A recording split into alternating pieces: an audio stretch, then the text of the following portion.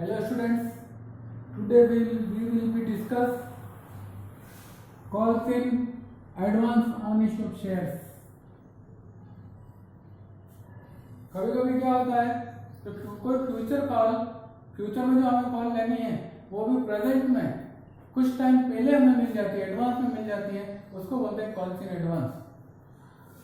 Some shareholders pay future calls in advance which is not yet due is known as calls in advance. अर्थात जो future की call अभी due नहीं हुई है, जिसका टाइम अभी आया ही नहीं लेने का, और हमें अभी भेज दी शेयर होल्डर ने, अभी की जो कॉल मांगी हमने प्रीवियस कॉल पे भेज दी, प्रेजेंट कॉल पे भेज दी और फ्यूचर में ड्यू होने वाली है. तो अब फ्यूचर में जब कॉल एडवांस मिलेगा तो हमें क्या करना है, एंट्री में कॉल इन एडवांस अकाउंट को क्रेडिट करना है.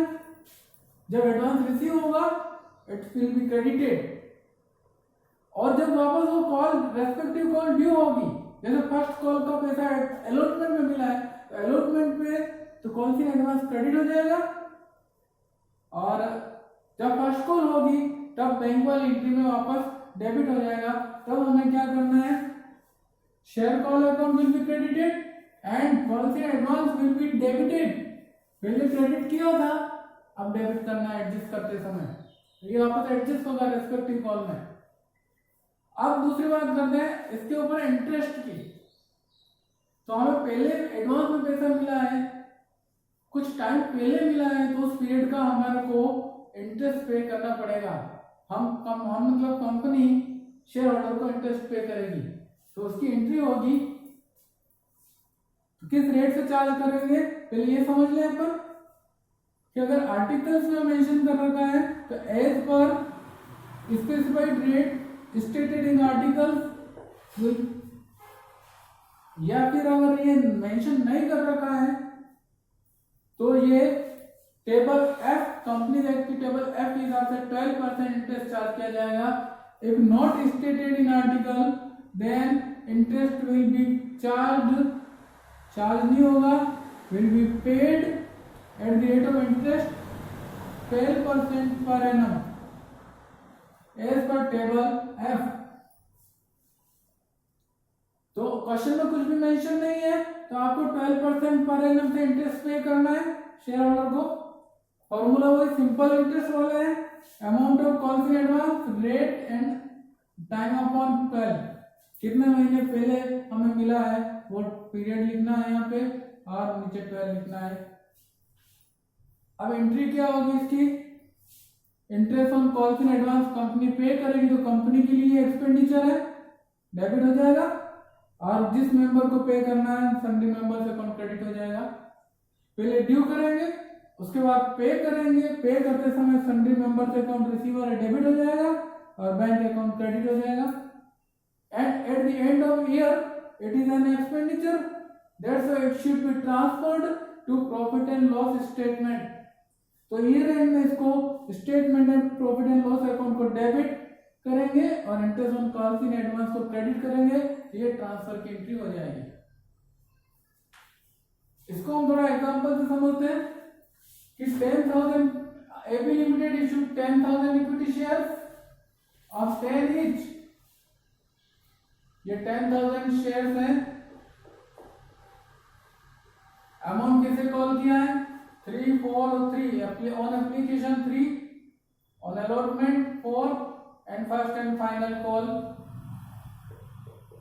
3. अब एक बात और दे रखी है यहाँ पे, mister x paid first call money along with allotment.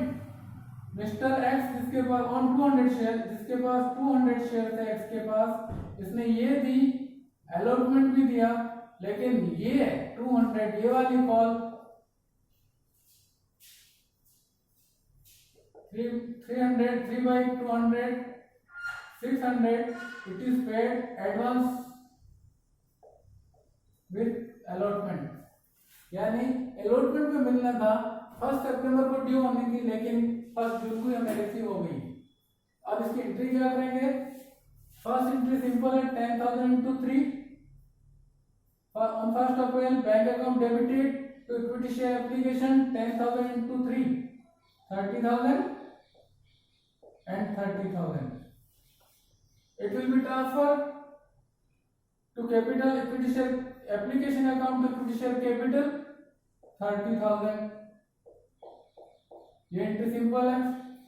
अब on 1st June allotment call due करना है 10,000 मल्टीप्लाई 4 40,000 हो जाएगा. ये equity share allotment account equity share capital 40,000. तो अलॉटमेंट ड्यू करने की एंट्री सिंपल होगी, लेकिन रिसीव करते समय हमें थोड़ा ध्यान रखना है कि हमारे को 40,000 अलॉटमेंट के रिसीव हो रहे हैं और ये 600 फर्स्ट कॉल के भी रिसीव हो रहे हैं. तो 600 एडिशनल है, एक्स्ट्रा रिसीव हुए हैं. तो बैंक में 40,600 अमाउंट आ जाएगा. बैंक में 40,000 for allotment and 600 for first call. तो बैंक में एंट्री होगी 40,600. Now it will be bifurcated in separate account. 40,000 will be credited to equity share capital account and 600 will be credited to calls in advance account 600. So now it is at the time of receipt, calls in advance account is credited. And our next call will be made on 1st September. First and final call will be made on 1st September. 10,000 multiplied by 3, it will be 30,000. So simple entry will be equity share first and final call account debited to equity share capital account 30,000. Normal जो due की entry करते हैं वो करना है हमारे को. अब इस 30,000 में से 600 हमें पहले ही मिल चुके हैं.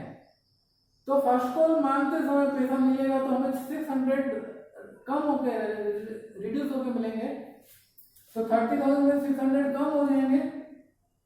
तो बैंक में आएंगे 29,400 and amount to be receive 30,000 receive करना था. ड्यू 30,000 हुआ था तो क्रेडिट 30,000 हो जाएगा. आउट ऑफ 30,000 29,400 रिसीव हो चुके हैं. 6 ऑलरेडी एडवांस में रिसीव हो चुके हैं. The calls in advance account will be debited. So entry will be bank account debited, amount which is received 29,400 and calls in advance account debited which is adjusted already received, now adjusted 600 debit हो जाएगा and equity share first and final call 30,000 credit हो जाएगा. तो calls in advance account जब calls in advance का amount जब मिलता है तो ये credit होता है और जब रेस्पेक्टिव कॉल करेंगे तब वापस बैंक वाली एंट्री में ये डेबिट हो जाएगा क्योंकि इतना कम हुआ और एंट्री इक्वल हो जाएगी. तो it is all when received it is credited calls in advance and when it is adjusted it should be debited again, then account will be nil. ये इस तरह से एंट्री होगी. अब बात करते हैं इस 600 जो एडवांस मिला हमारे को उस पर कितने महीने का इंटरेस्ट चार्ज करना है, किस रेट से चार्ज करना है. तो interest amount arrear calls in advance पर 600 है. Rate not given in question, then table F के अकॉर्डिंग 12% चार्ज की जाएगी. एंड टाइम हमें यहाँ पे ध्यान रखना है. It is due, first call was due on 1st September but it is received early on 1st June. The difference time interval is 3 months. The interest will be charged for 3 months. It will be 18 rupees. तो 18 rupees हमें interest on calls in advance के पे करना है. तो इसकी entry हो जाएगी. ये इस तारीख को पे करेंगे, ड्यू होने के बाद पे करेंगे. सॉरी ये सब 20 है. ये 20 interest on calls in advance expenditure है to sundry members 18 rupees. Now it will be paid and sundry entry will be sundry members to bank 18. It is due, interest due and interest paid. Now at the end of year, suppose year is ending on 31st December, then it will be transferred to profit and loss statement.